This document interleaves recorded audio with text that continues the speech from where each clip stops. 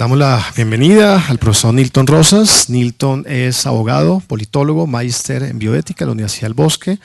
profesor de bioética del departamento de la universidad. Caballeros, ilustres profesores, doctores, asistentes, amigos todos. Quienes me conocen saben que soy tremendamente gráfico en mis presentaciones y mis exposiciones, pero hoy quiero traerles, o más bien presentarles, una creación resultante de una reflexión que es resultado, valga la redundancia, de análisis, o la posibilidad más bien, de hacer confluir a bioética en el tema de construcción de categorías relativas a conflictos, macroconflictos, microconflictividad, análisis de conflictos y utilización de la bioética, especialmente de carácter principialista, en el análisis y resolución de conflictos. Antes de ir adelante, quisiera muy respetuosamente preguntarle al profesor Felipe si él ha tenido algún tipo de contacto conmigo previo a este evento, porque resulta muy importante esa reflexión. No, para nada. Para nada, ¿cierto? Entonces eso nos da una clave en la medida en que los profesores del departamento de bioética, a pesar de que eventualmente no tengamos contacto directo, confluimos en una misma inquietud frente a estas temáticas. La brillante exposición del profesor Felipe,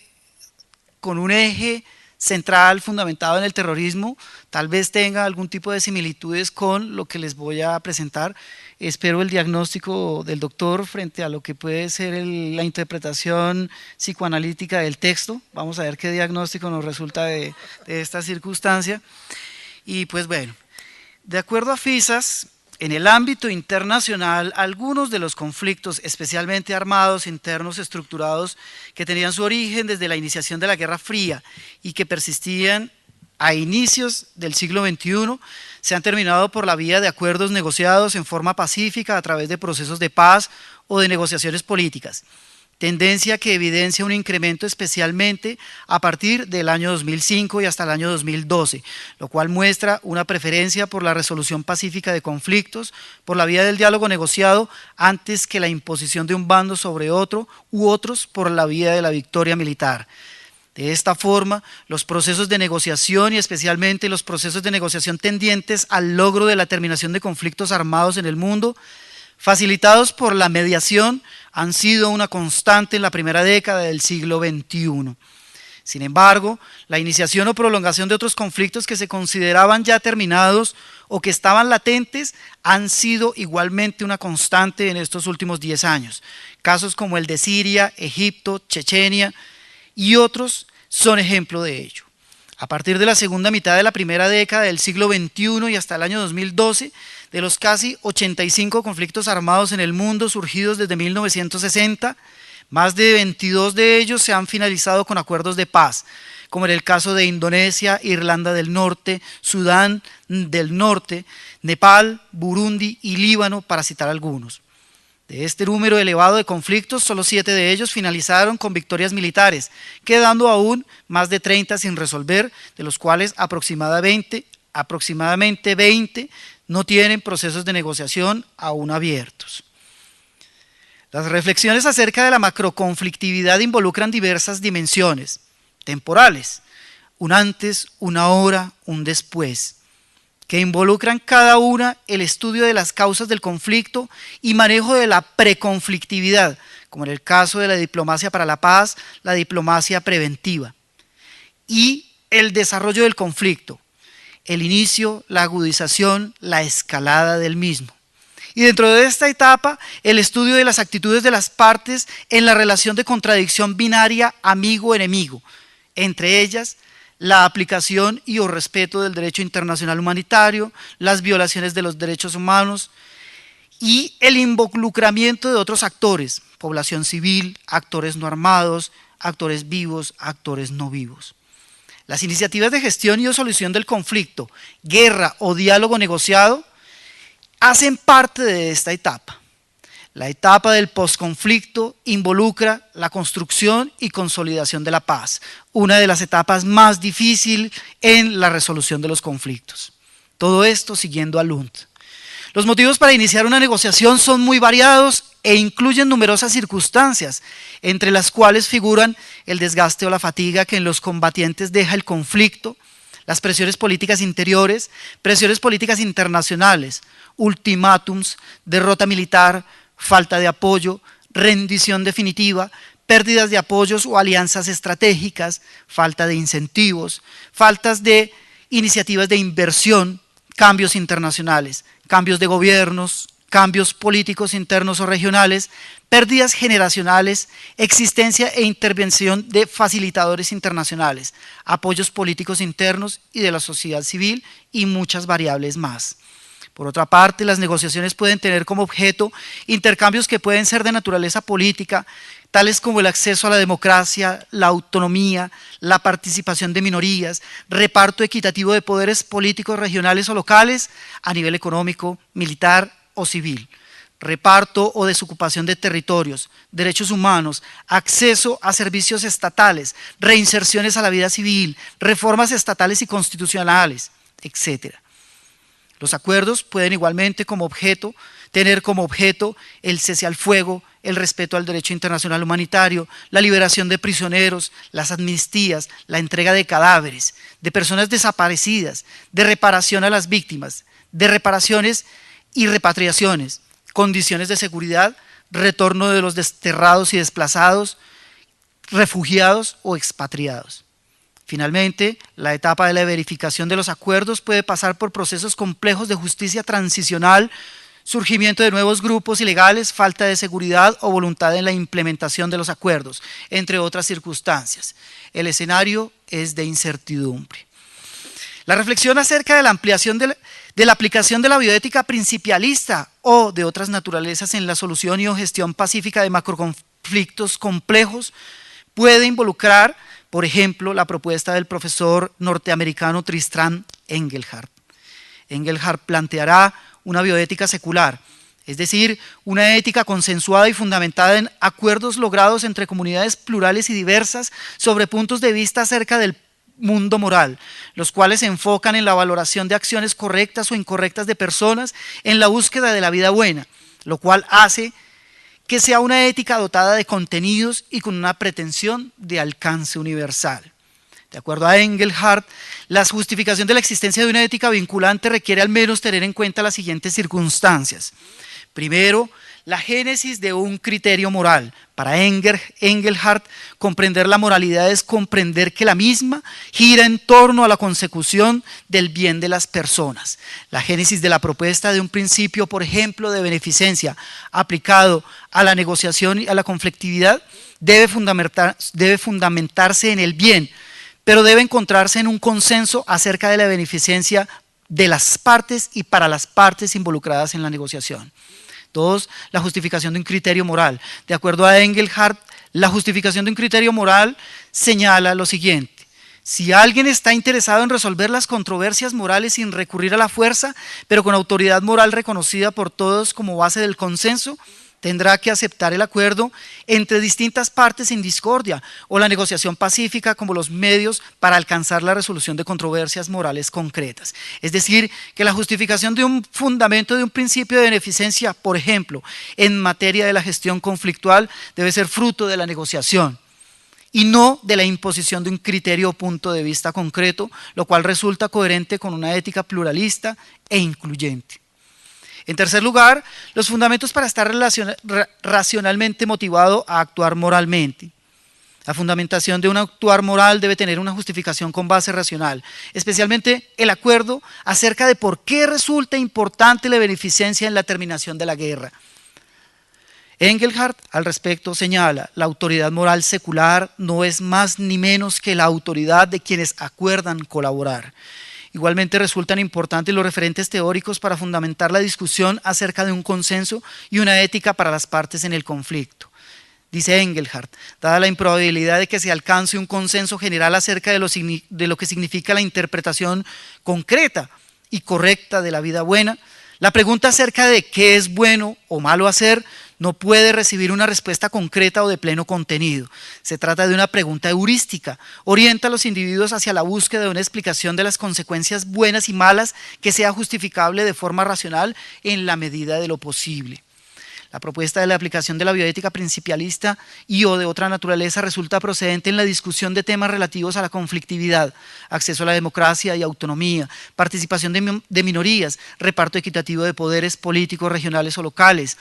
de poder militar o civil, reparto o desocupación de territorios en el posconflicto, los derechos humanos fundamentales en tiempo de paz o de guerra, acceso a servicios estatales, reinserciones a la vida civil, reformas estatales y constitucionales. Durante los diálogos que se realizan en desarrollo de las hostilidades, al igual que en los acuerdos sobre el cese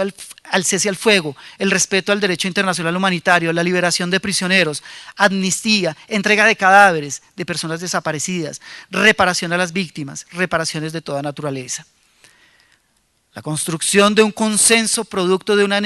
una negociación fundamentada en una bioética principialista requiere tener en cuenta la interacción entre partes específicas con intereses concretos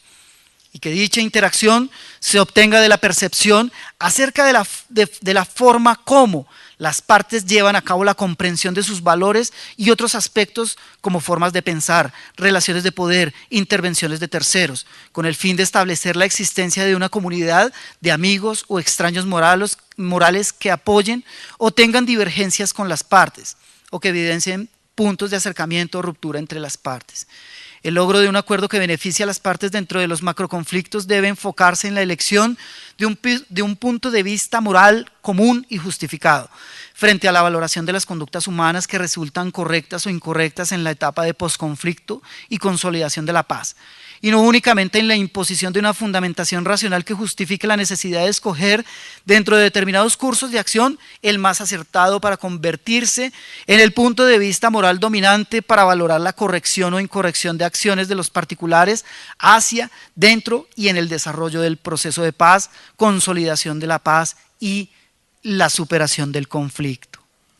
De esta forma, una reflexión mutua entre por lo menos dos sujetos hablantes pasa por la discusión acerca de si su existencia ontológica tiene sentido en la destrucción, en la muerte, en la anulación de cualquier oposición o la resistencia a la injusticia, o simplemente por falta de consideración de la otredad como válida. La discusión de la vida buena entre congéneres o por lo menos de la vida en paz, es decir, la vida y buena entre semejantes implica bioética, no solo en forma discursiva, sino en la forma y métodos que en la práctica permitan llegar a proteger la vida como existencia y en la medida de lo posible tal vez mejorarla o mejorarla. En la discusión se deben incluir reflexiones acerca de cuál es el fundamento que justifica la validez que en el sentido común tiene la abstención de la iniciativa de anular la vida de otro, es decir, de restarle validez a la existencia viva de otro ser humano o grupo de ellos, por medio de la violencia o aún sin ella, si en esto se halla o no justificación para el homicida. La estructura argumentativa de esta reflexión, casi siempre entre algunas mentes autorizadas, está sometida a los límites de diferentes linderos teóricos que a su vez acuden a la lingüística, al signo, a la semiótica, a la sintaxis, a la teoría de las ciencias exactas e inexactas, sacras y profanas, sociales y antisociales, médicas y biológicas, en términos laxos a la ciencia. En este aspecto, la discusión entre involucrados sufre una metamorfosis que podríamos decir causa en los interlocutores una amnesia y ceguera inconsciente e inmediata frente a la presencia de la bioética en la discusión, haciendo que casi desaparezca cuando aflora el lenguaje cotidiano, lo que hace necesario que la bioética sea nuevamente redescubierta como tal. Bioética se mueve silenciosa, pero no ajena, por diferentes caminos durante el encuentro con la realidad conflictual compleja, no estructurada, sino en orden preciso, pero con patrones comunes originados en la violencia como expresión natural de la especie humana. Bioética se materializa en el contexto de la diplomacia, del discurso preventivo de la violencia, de la neoviolencia, de la beneficencia. Evoca el principio del judeocristianismo en el cual la palabra se convierte en realidad, en un conjunto de realidades, en un conjunto de contextos interpretativos. La prevención de la solución violenta de los conflictos nace en la iniciativa cerebro racional espiritual humana, la cual pasa necesariamente por la expresión de la palabra, y una vez se lleva a cabo su parto continuo, continúa y busca su rumbo, su camino en una realidad transitoria, a veces hiriente y dolorosa, difícil y dura, hacia la conciencia de un interlocutor que esté dispuesto a asumir que hay una realidad en la cual la emotividad reactiva y violenta se puede convertir en la realidad imperante. Bioética, entonces, dentro del análisis conflictual, tiene un espacio amplio que abarcar y un aporte de dimensiones muy grandes al actual proceso de negociación en el caso del conflicto armado en Colombia, en la medida en que la macroconflictividad no es un fenómeno aislado de la microconflictividad cotidiana, lo cual se constituye como un elemento problemático de la discusión actual, ya que la microconflictividad cotidiana debe ser parte de la construcción y la consolidación de la paz en el posconflicto. En virtud de que la macronegociación tendría un objetivo de terminación del conflicto armado, pero no la terminación de los conflictos generados por la inequidad, la falta de acceso de la mayoría de la población a salud, educación, empleo, el perdón, el olvido, el reconocimiento de todo tipo de víctimas, el fenómeno asociado a la amnesia del perdón y a otros asuntos que están pendientes, muy pendientes de resolverse y que presentan una complejidad extraordinaria, que no pueden ser asuntos que puedan ser solamente resueltos por la justicia transicional. Todos estos son temas del desarrollo humano que no se encuentran aún en la agenda de las macrodiscusiones y que abarcan y marcan brechas profundas y excluyentes entre amigos y extraños morales, que se verían facilitadas en sus relaciones comunicativas por la constitución de comités de macro o microbioética, que fomenten la discusión en la búsqueda de microconsensos alineados con los macroconsensos discutidos en la mesa principal de negociación. Por otra parte, algo que resulta preocupante es que el tema ambiental y el ambiente como víctima del conflicto, en la medida en que se ha presentado contaminación por pesticidas, quemas a cielo abierto, tráfico de especies florísticas y faunísticas, abuso de monocultivos lícitos e ilícitos, el reparto inequitativo de la tierra, la disputa actual sobre los recursos naturales, no es tenido en cuenta como elemento de discusión. De esta forma, la bioética aporta una visión holística e integral de los verdaderos temas coyunturales que deberían ser parte del consenso tendiente a la superación del conflicto político y no solamente para la terminación del conflicto armado, en la búsqueda de un consenso que sea consciente de que la terminación del conflicto debe tener como objetivo la preservación en condiciones dignas de la vida de seres humanos y no humanos como un todo. La bioética, para aquel que ha sabido y escuchado de su carácter científico y filosófico, puede asociarla solamente al ambiente académico de la universidad y de un reducido círculo privilegiado. Para otros, acostumbrados a la macro y a la microconflictividad como yo, la bioética adquiere un sentido desde su dimensión indefinida, ya que desde el análisis de la realidad conflictual, es decir, no pacífica, pero no necesariamente violenta, se convierte en segundos en algo claro y transparente, como una presencia que era increíble haber ignorado, pero que no es fácilmente visible en la medida en que bioética observa, reflexiona, predice consecuencias, como en el caso de un oráculo, estando inclusive por encima y más allá de las consecuencias de la vida y de la muerte. Por ejemplo, bioética, frente a la visión o previsión acerca de la muerte, o más bien del concepto complejo de las muertes, se podría abordar como un conjunto de millares de infortunadas presencias. Esto en virtud a que es ingenuo creer que la muerte fuera una sola y que en un mundo reconocido como multidiverso, la muerte fuera solo femenina y que además pudiera ser omnipresente en tantos lugares y espacios a la vez en el mundo. Las muertes así tienen su propia personalidad étnica y culturalmente hablando, en la medida en que se depende de cada cultura para tratar de interpretar y entender el tabú generado por el final de la existencia humana, marcada por el inicio de la descomposición del cuerpo por fenómenos cadavéricos. Las muertes así tienen un espacio común de encuentro para dialogar sobre sí mismas en el mismo fenómeno, en el fenómeno del conflicto, en el cual la muerte es más que un fenómeno de putrefacción, de descomposición, es también desaparición, ausencia, fin de una genealogía, tal vez el descanso al final de la luz blanca, o tal vez la búsqueda de un camino en el cual el mito popular cobra sentido, y es aquel en el cual las ánimas en pena buscan, vagando la paz, o simplemente no saben que han muerto y tratan de revivir tan desgraciadamente como cuando estaban en este mundo.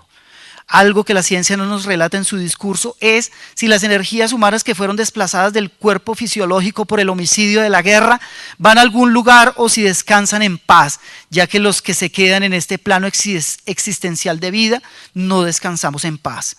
La condición de la muerte tiene sus reglas ontológicas como las tiene la condición de víctima, de viuda, de viudo, de huérfano o cualquier otro estatus no reconocido legalmente, pero que son estados innegables en el plano fáctico para el reconocimiento de la condición humana. El absurdo sartreano de la existencia humana en guerra combina la angustia del pensamiento mediato de la necesidad de la explicación científica con lo inexplicable y poco científico de las reacciones cotidianas de los individuos que en la guerra buscan su propia definición, un destino, una justificación. Tanto víctima como victimario, desde sus propios extremos de confrontación, tratan de definirse, de autorreconocerse como lo uno o negarse como lo otro. Como sea, siempre hará argumentos para definir o definirse como víctima o victimario. Esto en virtud de que, tal como lo señala Engelhardt, la moralidad y la bioética que vinculan a extraños morales se diferencia notablemente de la moralidad y la bioética que vinculan a amigos morales. No importa si el ser humano es blanco, negro, indio o mestizo, si simpatiza con alguna gama del espectro ideológico del azul, el rojo, el verde, el amarillo o el infrarrojo, o si su género legal o biológico, fisiológico es el de hombre, mujer o de cualquier otra forma. Si es adulto, joven o adulto mayor, niño o adolescente, si se es homosexual o si se es católico, evangélico, judío, sea o no la voluntad de Dios, la muerte generada por la guerra siempre será una tragedia. De esta forma, la identificación de comunidades de amigos morales y extraños morales resulta importante. Las edades y las etapas de la vida en la guerra se pierden, no se vive, solo se existe. La niñez, la adolescencia, la juventud, la adultez, la madurez, la vejez se van. No se crece, solo se gana algo de altura. Víctimas y victimarios confluyen en un lugar, en un espacio de este mundo, en un momento, a una hora y a un minuto y segundos específicos del día o de la noche. Como sea, las vidas de víctimas y victimarios cambiarán para siempre. La violencia y la intensidad de su descarga dependerán de la etapa de la agudización de la guerra. Son situaciones de extremos. En tiempo y lugar, las acciones de los homicidas son decididas a causar daños. La víctima es un ser más, alguien para matar. Para el homicida, una vida menos no es relevante, porque hay millones de personas más y la especie humana no terminará o se extinguirá por una muerte más o una menos. No hay conciencia del daño inmediato, pero sí de lo que pasará en el futuro. Aún así, no importa, ya en algún momento llegará ese día. En el caso de la tortura como amenaza a la existencia, esta va desde la amenaza